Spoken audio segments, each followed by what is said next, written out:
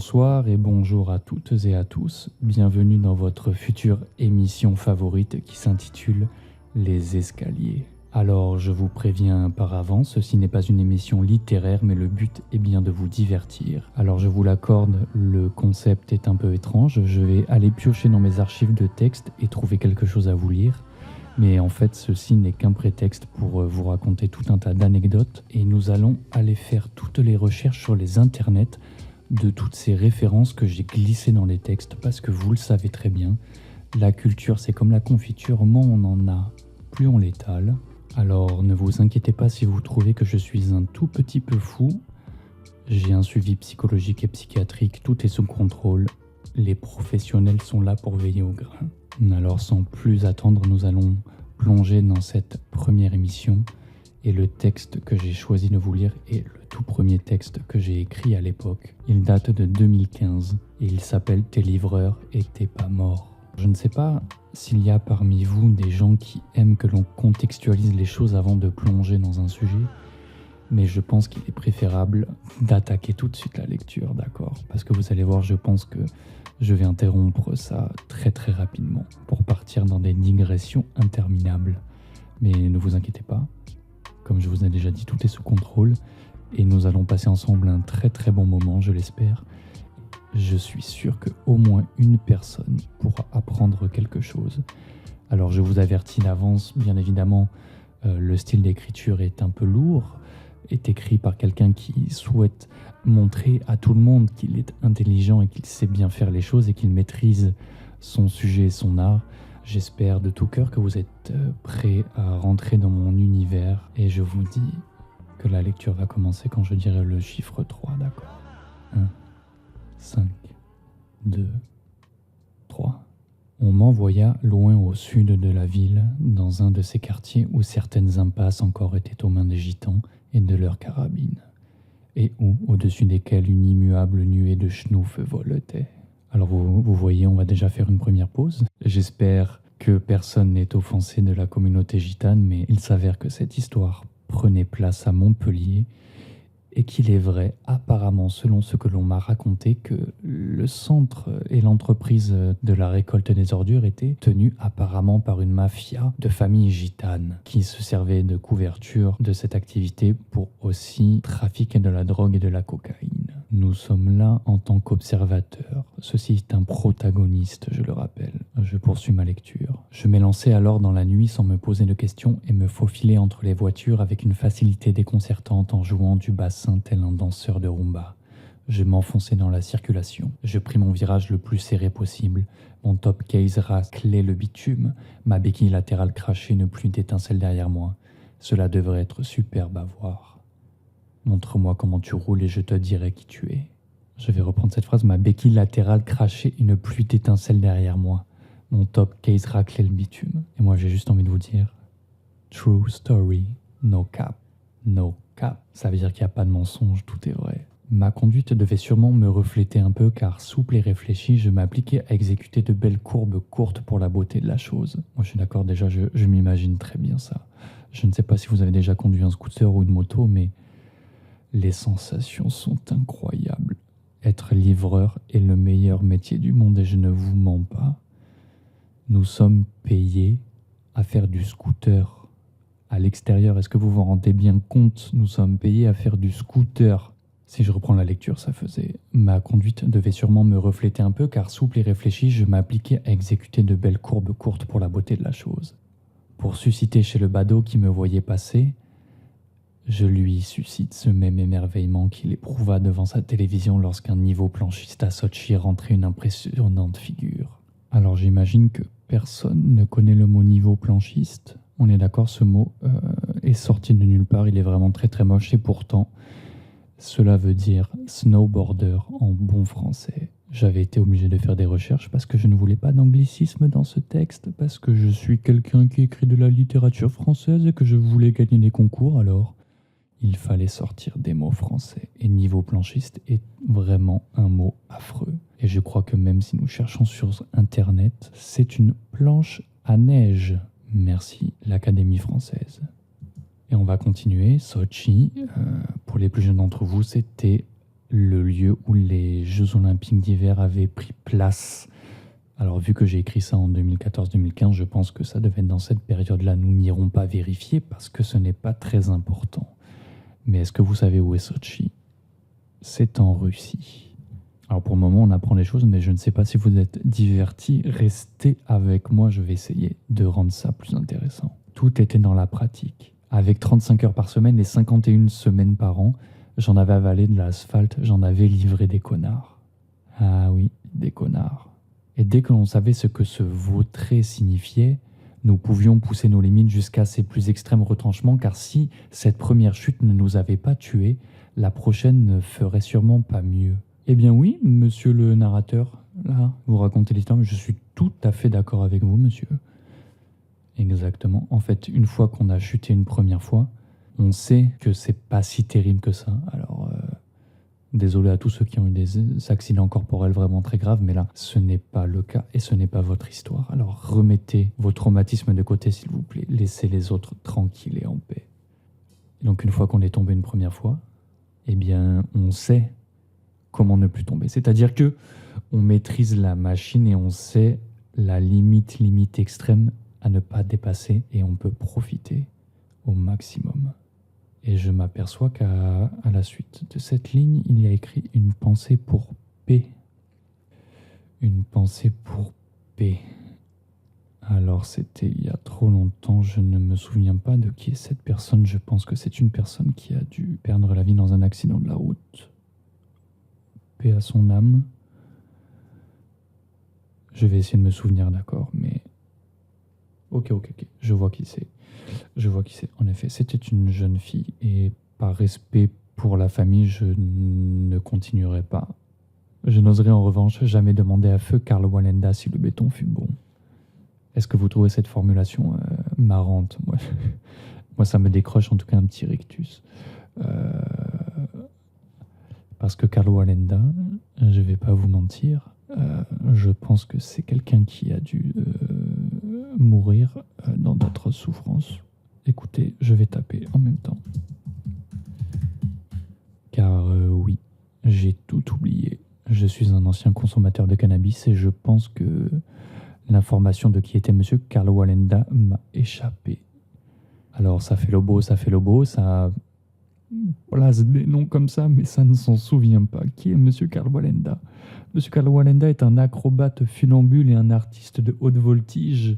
D'accord, et il est mort pendant l'exercice de sa passion, c'est-à-dire que, toujours selon Internet, à l'âge de 73 ans, le 22 mars 1978, Wallenda tente une traversée non sécurisée entre deux tours à San Juan, à Puerto Rico. Et le pari est risqué car l'endroit est célèbre pour les vents violents qui surgissent de façon totalement aléatoire. Et bien évidemment, il ne lui restait plus que 20 mètres à traverser quand de violentes rafales de vent le font chuter mortellement d'une hauteur de 37 mètres. Monsieur Wallenda, vous êtes parti trop tôt. Ce n'était pas votre heure, mais vous jouez un peu avec le feu. Je ne sais pas ce que représente 37 mètres, mais je pense que ce n'est pas beaucoup. Mais 37 mètres, qu'est-ce que c'est? Alors on va se permettre de refaire une petite recherche. Qu'est-ce que représente 37 mètres? D'accord, nous avons une référence. Par exemple, l'Arc de Triomphe mesure 50 mètres. Donc il est mort en tombant des 2/3 de l'Arc de Triomphe. Et je vois aussi que ça fait la taille de 3 Brachiosaurus, le dinosaure. Karl Wallenda, vous êtes décédé en tombant de 3 dinosaures au long cou. Ce n'est pas drôle. Donc c'est pour ça que je n'oserais jamais demander à feu Karl Wallenda si le béton fut bon. Je m'abstiendrai. D'accord. Poursuivons. Certes, à l'époque, j'étais le petit nouveau qui n'avait jamais conduit de sa vie et qui voulut dompter la bête. Je n'y réussis qu'après quelques semaines et de belles gamelles. Alors oui, le petit nouveau, pourquoi? Bien parce que mes parents étaient très méchants, ils n'étaient pas très gentils et ils m'avaient interdit d'avoir un scooter. Alors quand j'ai eu 18 ans, j'ai fait « Moi, maintenant, je vais aller livrer les pizzas et je vais aller passer mon BSR et vous pourrez rien faire pour m'arrêter. » Voilà quelle était la définition à l'époque de la liberté. Voilà de l'audace, mon garçon. Tu as raison, crois en tes rêves. Fais ce que tu veux faire n'attend après personne. Cette bécane que Mokrane avait trafiquée montait réellement à 80, mais 80 en Ludix, ce n'est pas très logique. Alors oui, Mokrane, merci de nous avoir trafiqué les petits scooters pour qu'on aille vite pour gagner en rentabilité, mais il est vrai que 80 sur un Ludix, c'est pas très adapté. Je me souviens, nous avions, je crois, 12 scooters. Ils étaient tous numérotés. Et le 1, c'était vraiment le plus énervé. Et je crois même une fois que j'étais monté à 90, mais il me semble que le compteur arrêtait de compter exactement.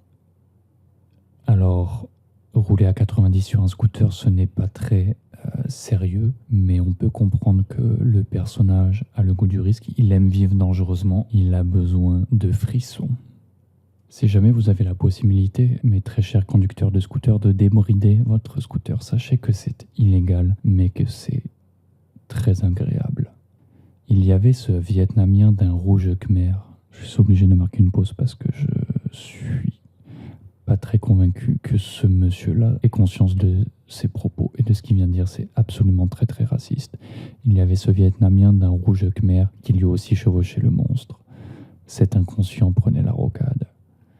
Alors, avant de parler de mon ancien collègue vietnamien qui roulait sur la rocade en scooter à contresens, peut-être que nous pouvons faire une petite recherche sur les Khmers. D'accord, parce que je sais que les Khmers sont cambodgiens et non pas vietnamiens. Alors merci à tous les racistes de retenir cette information, d'accord. Ce n'est pas parce que les gens ne vous ressemblent pas qu'ils se ressemblent tous. Merci par avance. En revanche, les Khmers, eh bien, ce ne sont pas des gens. Voilà.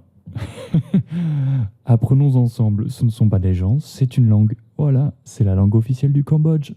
Je viens d'insulter quelqu'un d'une langue qui n'est même pas celle de son pays natal. Mais c'était pour une figure stylistique, parce qu'il y a les Khmers rouges qui existent, mais voilà, un rouge Khmer.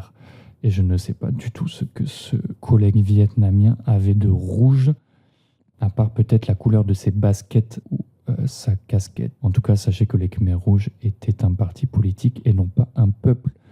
Alors, monsieur l'auteur, vous me ferez le plaisir d'arrêter d'être raciste. D'accord, le racisme, c'est pas bien, parce que c'est méchant.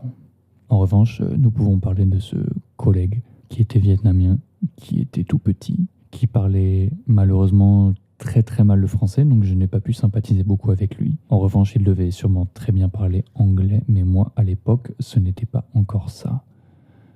Le seul anglais que je parlais, c'était celui que je pratiquais au pub du coin de ma rue. Et donc je me souviens que c'était le meilleur livreur du magasin, et on se demandait tous comment il faisait pour être aussi rapide. Eh bien, nous avions appris qu'il prenait la rocade à contresens en scooter. Alors la rocade, oui, à contresens, je ne sais pas, mais il était complètement givré. Et je crois qu'il n'avait pas conscience de ce qu'était le code de la route. Et peut-être qu'il croyait en la réincarnation, mais mon Dieu, mon coco, tu vis dangereusement. Je reprends la lecture, si vous voulez bien. J'espère que vous êtes toujours là en train d'apprécier ce que vous écoutez. J'espère que vous n'êtes pas parti. Et puis si vous êtes parti, vous ne saurez pas savoir que je suis déçu. Mais quoi qu'il en soit, j'adorais la vitesse et j'adorais sentir l'engin trembler sous le sur-régime du moteur. J'avais besoin de ces frayeurs qui me glaçaient le sang, celles qui me faisaient me sentir vivant. Toujours à quelques centimètres de l'impact, à deux doigts de me foutre en l'air pour une pizza. Ce monsieur-là, le narrateur, aime mettre sa vie en danger. Apparemment, il a besoin de frôler la mort pour se sentir vivre. Un petit rappel pour tous les gens qui aiment rouler vite et ne pas respecter le code de la conduite. Sachez que vous mettez votre vie en danger, mais ça, qu'importe. Mais vous mettez la vie des autres en danger. Vous pouvez écraser un piéton à n'importe quel moment. Un cycliste, n'importe qui. Il y a des enfants dans la rue. Bon, de moins en moins parce que les parents ne les laissent plus sortir à cause de tous ces prédateurs. Je regrette cette époque où je pouvais aller jouer dans les champs et mes parents n'en avaient rien à fiche.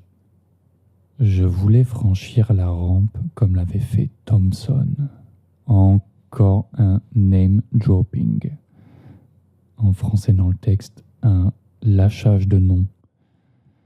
Arrête avec tes références, monsieur l'auteur. Vous nous agacez. Vous la racontez un tout petit peu trop. On a compris que vous étiez cultivé et que vous lisiez des livres, parce que ceci est une référence littéraire. Alors, vu que c'est le concept de cette émission, vous allez me le permettre, je le sais déjà, mais nous allons vérifier ensemble son petit prénom. Il s'appelle Hunter S. Thompson. Thompson était donc un journaliste et on va dire qu'il a plutôt plus ou moins inventé le style gonzo. Et pour tous mes drogués qui sont là, pour tous mes camés, mes preneurs de drogue psychédéliques, vous êtes forcément fan de ce film Las Vegas Parano. Et si vous ne l'avez pas vu, je vous invite à foncer dans vos salles de cinéma qui ne le diffusent plus depuis des années. Las Vegas Parano, c'est tiré d'une histoire vraie, du moins de son ouvrage. Donc c'est un journaliste qui écrit des livres, il infiltre des sociétés pour rendre des comptes. Et donc il a intégré le groupe des Hells Angels.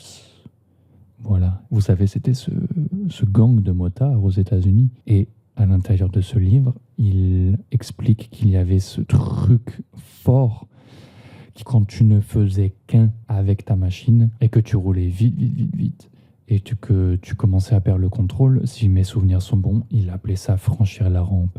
En tout cas, c'est comme ça que ça a été traduit en français. Et c'est vrai que quand on est amateur de vitesse et qu'on a l'impression de fusionner avec sa machine, eh bien, franchir la rampe est la meilleure des expériences. Ai-je déjà franchi la rampe ? Je pense, plus d'une fois. Je pourrais vous raconter toutes les fois que j'ai failli mourir à moto, mais ce n'est pas le sujet. Je filais dans la nuit de ma ville, je branlais la poignée des gaz, doigtais les freins avec délicatesse, je faisais littéralement l'amour à ma machine, je la couchais dans les virages. C'est exactement ce que je vous expliquais tout à l'heure. Il y a toujours eu en moi ce côté futuriste, mais sans l'aspect fasciste de la chose. Nous allons être obligés de nous arrêter une nouvelle fois afin de comprendre qu'est-ce que veut dire l'artiste. Vous nous exaspérez avec toute cette culture que vous étalez comme de la confiture, monsieur. Eh bien, le futurisme était un courant artistique de l'époque de Mussolini, mais je ne sais plus, c'était 1910, c'était juste avant la Première Guerre mondiale, et j'avais appris que les Italiens étaient complètement fous de vitesse de moteur, étaient fans de fascisme. Et voilà, ils avaient créé un petit peu leur truc à eux. Ils adoraient les grosses voitures, on est en 1910, et être raciste, le racisme c'est mal, d'accord ? Si jamais vous êtes intéressé pour faire des recherches sur le futurisme, je vous conseille de vous abstenir parce qu'il n'y a vraiment rien d'intéressant à se mettre sous la dent, à part briller en société. Quoi qu'il en soit, et qui que soient étaient les gens, si c'est français dans le texte, qui que sont été ces gens-là, les futuristes à l'époque, à mon avis, en 1910, ils devaient quand même être ultra stylés parce que ils devaient tous avoir des chapeaux melons, des petites cannes, des souliers bien cirés, avoir des beaux manteaux. Ils devaient avoir de très belles moustaches et je suis sûr qu'ils étaient grave stylés sa mère, même s'ils étaient un petit peu fous. Mais en fait, c'était juste qu'ils rejetaient toute la tradition d'avant et en fait, ils étaient à fond sur la modernité. Donc en fait, peut-être que c'était des futurs Elon Musk, je ne sais pas. En tout cas, je ne sais pas quelle a été leur incidence sur la suite dans l'art, le monde et la société, mais peut-être même que Picasso s'est inspiré de leur peinture. En tout cas, voilà ce que j'ai à dire. Il y a toujours eu en moi ce côté futuriste, mais sans l'aspect fasciste de la chose. D'ailleurs, sans même l'aspect mécanique, puisque je ne comprenais goutte à la bielle, au vilebrequin et à l'arbre à cames, qui sont des termes de mécanique que je ne maîtrise toujours pas. C'est ce que mon pote kazakh me disait. J'étais un vrai Français. Qu'est-ce que ça signifie, cette phrase ? À part le fait que je me vante de connaître des gens qui viennent du Kazakhstan, ce jeune garçon qui avait mon âge.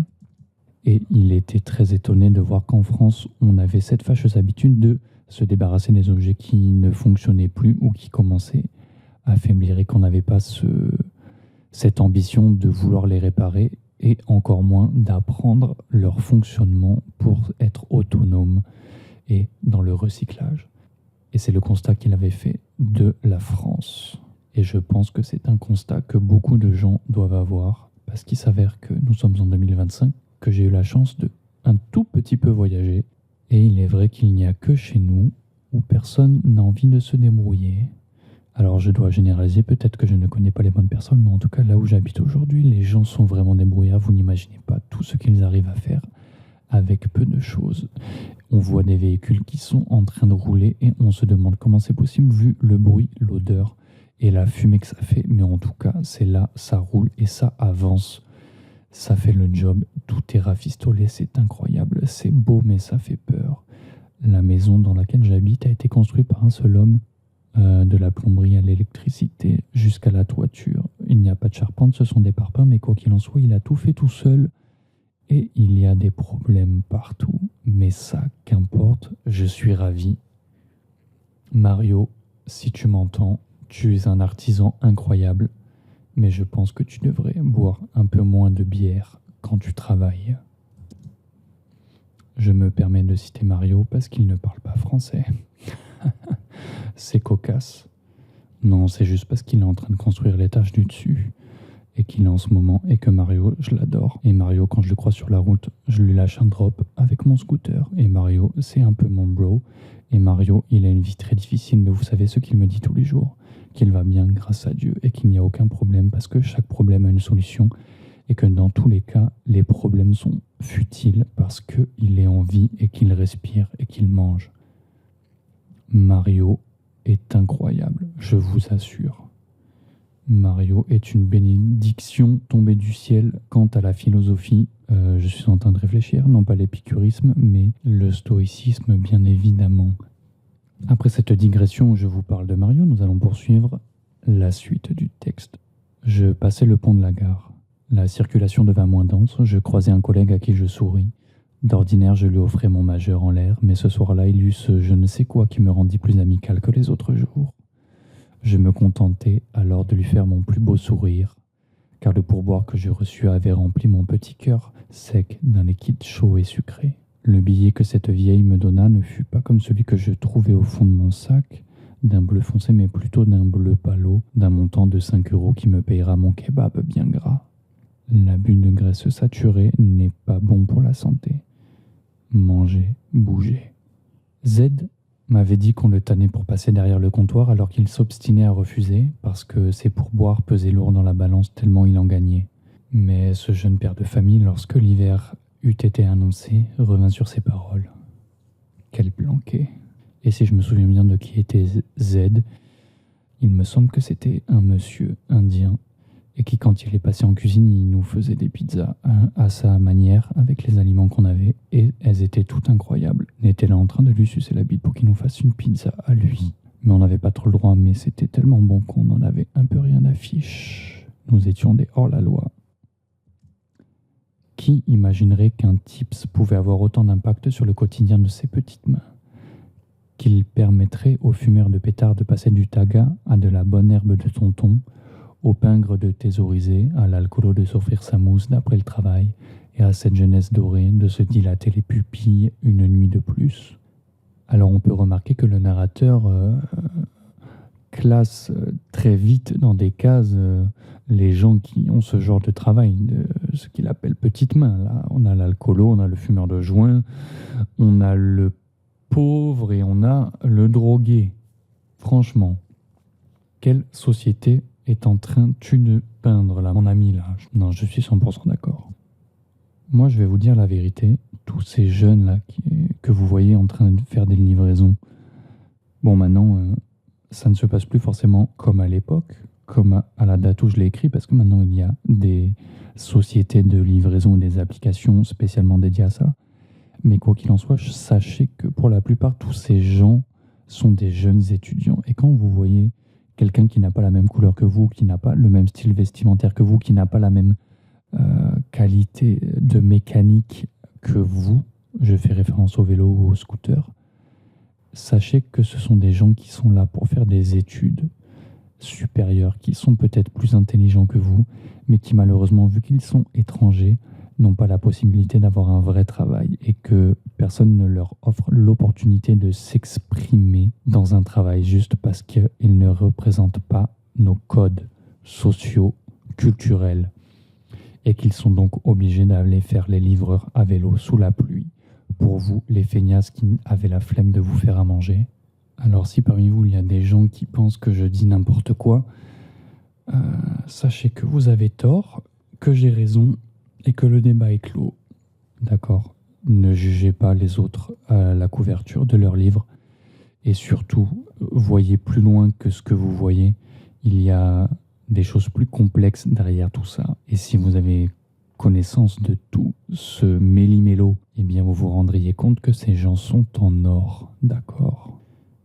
Je vais me permettre de continuer la suite de la lecture. À chaque destination, les 100 trajets. Tout dépendait de mon humeur, du jour de la semaine, de la playlist que je m'étais mis dans les oreilles avant de partir. Pourtant, à chaque fois, c'était aussi fluide que papa dans maman après 30 ans. Je connaissais chaque recoin de cette foutue ville, je pouvais la traverser les yeux fermés, sans les mains même. Elle m'appartenait de midi jusqu'à minuit. J'en avais pénétré ses plus belles demeures, foulé ses ruelles les plus sales et rencontré chacune des classes sociales.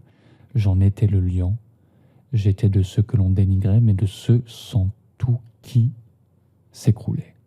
Je refais la phrase, je crois que je l'ai écorchée. Mais de ceux sans qui tout s'écroulerait.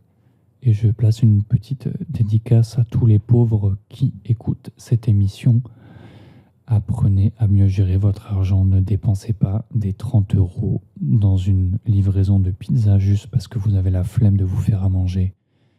Vous n'imaginez pas, je vous assure, en tant que livreur, le nombre de gens qui avaient l'impression de ne rien posséder et qui commandaient toutes les semaines des sommes astronomiques.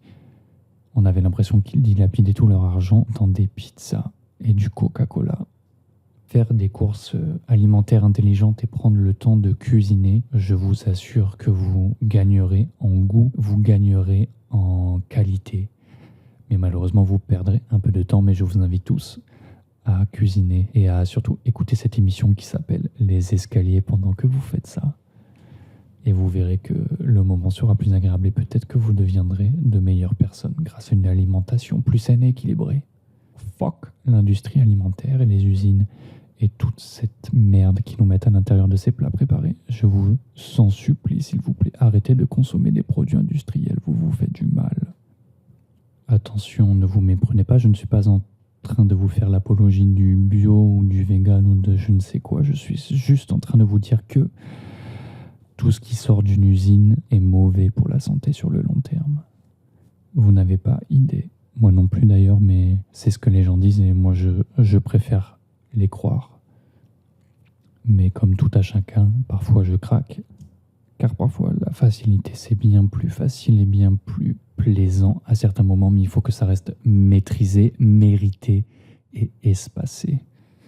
Après cette intervention de santé publique, nous allons poursuivre la lecture, encore une fois, avec dans l'expectative de l'interrompre au plus vite. La pluie commença à tomber puis s'intensifia. Je décidai, comme je n'étais pas loin de chez A, je m'y arrêterai pour la faire grimper au rideau. Je pris mon temps, je baisai aussi bien que je conduisais. Elle me remercia et m'offrit une cigarette. On regarda un peu de sa télé-réalité préférée. Et lorsque je renfonçai sur ma tête mon casque intégral, j'avais l'allure d'un braqueur de bar tabac. Et cela la fit craquer. Elle me ramena dans son lit.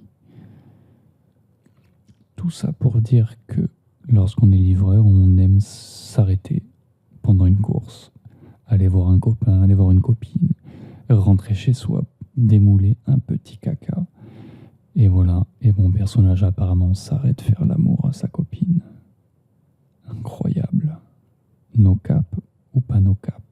True story ou pas true story. On faisait pas l'amour à l'époque, on faisait ça que tous les 4 mois. Lorsque je roulais dans mes rues, je m'identifiais à ces 1% qui avaient terrorisé les États-Unis d'Amérique pendant un moment. En plus propre mais en moins barbu. Je n'en avais ni la crampe ni la carrure, mais j'en avais la levée de coude.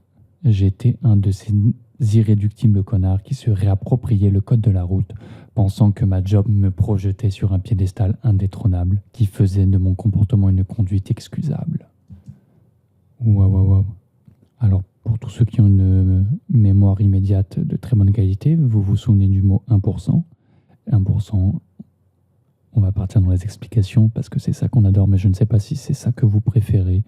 Les 1%, c'était aux États-Unis à l'époque, mais au même moment que les Hells Angels. Eh bien, ils l'ont été passés où il fallait se mettre à assurer sa moto Et tous les hors-la-loi n'étaient pas d'accord avec ça, ils ne voulaient pas le faire. Et il s'avère que dans les 100% des bikers, il n'y en a que 99 qui ont assuré leur véhicule et les 1% restants, c'était les hors-la-loi, les bandits, les gangs. Et ils étaient tellement fiers qu'ils se sont appelés les 1% et ils ont mis ça sur leur blason, sans manches, en cuir, voletant au vent. Et malheureusement, j'étais un de ces irréductibles connards qui se réappropriaient le code de la route pensant que ma job me projetait sur un piédestal indétrônable.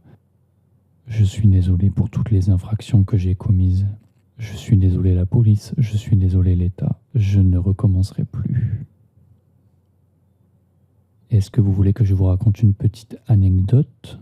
On va supposer que vous avez dit oui.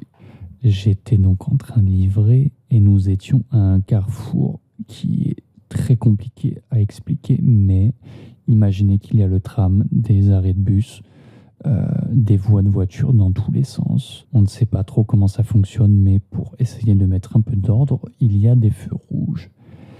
Et moi, j'étais pressé. Sachez que je roule avec des écouteurs dans les oreilles, musique à fond. Donc, moi, je grille mon petit feu, je me permets de rouler sur le trottoir, de rouler sur les rails du tram afin d'éviter tout cet ambroglio, tout ce truc imbitable. Je vais au plus vite, je coupe tout droit, je fais n'importe quoi. Et bien évidemment, qui m'arrête? Deux motards de la police. Et ils me font un petit sermon. Mais sauf que souvenez-vous de l'information, j'ai mes écouteurs et ma musique à fond. Je n'entends rien du tout à ce qu'ils me disent. Alors, ce serait mentir que j'entendais rien, j'ai entendu les quelques mots-clés. En tout cas, je sais très bien qu'ils sont pas du tout contents, qu'ils ont envie de me verbaliser. Mais j'ai cru comprendre qu'une intervention était sur le point de se faire. Et en fait, ils ont mis leur gyro, ils ont fait demi-tour. Donc, ils ont été appelés, je pense, sur leur talkie-walkie, j'ai pas entendu. Et ça m'a sauvé les miches, parce que là, si ils avaient dû m'aligner pour tous les infractions du code de la route que j'avais commises à ce moment-là, je pense que je devais en cumuler peut-être une dizaine en moins de 30 secondes. Voilà. Rouler avec la musique dans les oreilles est interdit, c'est très dangereux. Je ne vous le recommande pas, s'il vous plaît. Ne le faites pas. Je suis en train de voir la prochaine phrase du texte et moi je l'aime beaucoup. Elle n'est pas de moi, mais c'est une citation. Vous êtes prêts? Jamel disait dans H, donc la série qui se passe à l'hôpital, il n'en demeure pas moins vrai que les feux rouges, ça fait comme des petites lucioles quand ça passe. Souvenez-vous de ce passage quand Jamel doit repasser le code de la route et qu'il est insupportable. Un petit enfant turbulent à l'école. Quand tu vas trop vite, toutes les informations, t'as pas le temps de les analyser et il t'en manque beaucoup. Alors s'il vous plaît, ne cramez pas les feux rouges, roulez à la vitesse adaptée. C'est pas la vitesse tolérée, c'est la vitesse adaptée. Adaptée à la situation, messieurs, dames. Alors j'imagine que certains d'entre vous ont perdu le fil un peu de l'histoire, mais on va essayer de remettre un peu de sens et d'ordre. Notre livreur est allé faire l'amour à sa copine, que la nuit était déjà tombée quand il était parti, qu'on l'a envoyé au sud de la ville. Ensuite, il se met à pleuvoir, apparemment. Attendez, peut-être que je vais trop loin. Il est en train de faire le show sur son scooter alors qu'il fait nuit. Les phares d'en face m'éblouirent carrément. Leur lumière crue s'étalait sur ma fovea alors que la pluie fouettait mon visage. Les gouttes si grosses qu'elles cognaient fort mon torse sous la vitesse à laquelle je roulais, s'évenolent de mes deux. Je plissais les paupières à la limite du possible, ne pouvant plus que faire dorénavant confiance à mon instinct. Espèce de tocard, tu as une visière, tu n'as qu'à la baisser. Peut-être que tu n'auras pas besoin de plisser les yeux et tu verrais mieux la route. Il doit faire confiance à son instinct, mais qu'est-ce qu'il est prétentieux celui-là. Bon, en tout cas, je sais pas si ça vous est déjà arrivé de rouler sous la pluie alors qu'il fait beaucoup d'orage et de pluie. Bah c'est vrai qu'on voit que dalle. Avec le temps, mes sens s'étaient affûtés. Ma réactivité s'était décuplée. Je voyais de plus en plus loin, j'entendais tout. Mes angles morts étaient aussi vivants qu'une peinture de Delacroix. Boum, encore une petite référence à la peinture. Bon, on va pas aller faire de recherche sur internet, mais Delacroix, c'est celui qui a peint le radeau de la Méduse et d'autres trucs comme ça. Vous voulez une petite anecdote sur Delacroix et le radeau de la Méduse? Je viens d'y penser. Je vous la donne. Delacroix, donc je crois que c'est en 1800 et quelques, on n'a qu'à dire. Eh bien, à l'époque, il n'y avait pas Internet, mes amis, il n'y avait pas non plus trop d'électricité, il n'y avait pas de chambre froide, et il n'allait pas l'inventer, un tas de corps pour son tableau, le radeau de la Méduse. Eh bien, figurez-vous que Delacroix était un tout petit peu givré et très dans le réel et le présent. Il a acheté des corps morts, bien évidemment, de gens morts, et il a mis ça dans son atelier, dans son salon. Et les corps pourrissaient avec la chaleur et il les remplaçait pour certains. Et il est resté plusieurs mois comme ça, entouré de cadavres en décomposition, juste pour peindre son tableau pour que ce soit le plus réaliste possible. Je pense que nous vivons dans une époque aseptisée. On ne se rend pas compte de comment c'était vraiment il n'y a pas si longtemps. Vous vous rendez compte que c'était il y a moins de 200 ans? Moi, ça me chamboule. En tout cas, ce petit livreur a l'air d'avoir développé des compétences incroyables. Mais il se prend un peu pour un surhomme et c'est bien là le problème. Quand on a un excès de confiance, c'est là où on commence à faire n'importe quoi. Est-ce que vous saviez que la plupart des accidents arrivaient sur la fin des trajets et sur les trajets les plus quotidiens? C'est-à-dire qu'en fait, vous avez plus de chances d'avoir un accident quand vous êtes à 100 mètres de chez vous. Parce que justement, vous connaissez tellement la route, vous êtes tellement habitué que vous levez tous vos... Comment dire? Vous ne faites plus attention, quoi. Et c'est là où les accidents surviennent le plus. Et tout comme les accidents de moto, on pourrait croire que c'est la nuit quand il pleut. Et ben non, pas du tout. C'est quand il fait super beau et que le sol est sec. Parce que justement, là, le motard est trop content et il fait n'importe quoi. Et il oublie de réduire sa vitesse. Alors, notre petit livreur est dans une situation un peu critique. Il ne fait pas beau. Il commence à bien pleuvoir. Il ne voit plus rien. Il a l'impression d'être un surhomme parce qu'il pilote comme un dieu. Je taillais la route toujours vers le sud et j'évitais ce chat en plein milieu d'un virage. Mais quel con ce chat, qu'est-ce qu'il fait là? Le sol était glissant et il y eut ce rond-point, cette voie d'insertion et ce camion pour ma dernière livraison. J'ai trop envie de savoir la suite, alors je continue la lecture. J'espère que vous êtes aussi impatient que moi. Cet endroit est aseptisé. Non, ça je l'ai déjà lu, je suis désolé, j'ai tout cassé. Il y fait ni trop humide ni trop sec, mais il y fait froid. Je souffre le martyre. Un seul soupirail me délivre un peu d'air frais et me donne à entendre les motos qui vrombissent à l'extérieur. On vient me voir, on me gueule dessus. On me demande pourquoi j'ai fait ça, je leur dis que j'en avais marre. Non mais attendez, là ça veut dire que quoi là? Il a essayé de se suicider notre livreur là? Attends, c'est quoi la suite? Je leur dis que j'en avais marre mais je regrette déjà. Bah tu m'étonnes. La route me manque, il n'y a que très peu de chances d'y retourner un jour. Quoi? À présent, je suis commis de cuisine et j'ai un couteau de 25 cm entre les mains. J'ai le même salaire de misère, mais je suis leur sous-fifre. Et sans moi, la boutique ne tourne pas. Sur mes épaules reposent 120 000 balles de chiffre d'affaires par mois. Alors je crache dans la bouffe. D'accord, donc... Vous avez vu comment je suis blasé de cette fin, c'est parce que je la connais, mais j'espère que vous aussi, vous avez cru qu'il était à l'hôpital et qu'il avait eu un accident grave. Mais non, je crois qu'en fait, le monsieur a juste décidé qu'il en avait marre de la route et de la pluie. Et que malgré tout son discours de petit con arrogant, eh ben en fait, il a fait comme son pote Z, il est allé se planquer en cuisine. Est-ce autobiographique? Ça, je le raconterai peut-être dans une prochaine histoire. Eh bien, je crois, je ne suis pas sûr, mais j'ai quand même l'impression que cette émission touche à sa fin. Le texte est achevé. Je pense vous avoir raconté tout un tas de trucs pas très intéressants. Malheureusement, c'est à déplorer. Toutes les informations que je vous ai délivrées aujourd'hui sont très centrées sur la moto, l'art et un tout petit peu de cinéma, quoique on n'a pas trop parlé de films. Je tiens à préciser quelque chose, que j'apporte tout mon soutien aux auditeurs qui sont restés jusqu'au bout, d'avoir pu supporter toutes ces digressions et cette voix-là qui chuchote à moitié, qui se rapproche du micro et tout. Je ne sais pas si c'était très agréable à écouter. J'espère que ma personnalité vous a touché en plein cœur, tout comme le personnage que votre cœur était sec, il a été rempli d'un liquide chaud et sucré. Je vais vous remercier d'être resté jusqu'au bout. Je vais vous inviter, s'il vous plaît, à me donner un retour, parce que ce concept est très étrange. Ma personnalité ne plaît pas forcément à tout le monde. Je ne compte pas changer ma personnalité, mais en tout cas, j'aimerais qu'il y ait beaucoup de gens convaincus que ce programme est de qualité. Les professionnels sont sur le coup. Voilà, ne vous inquiétez pas, tout est sous contrôle.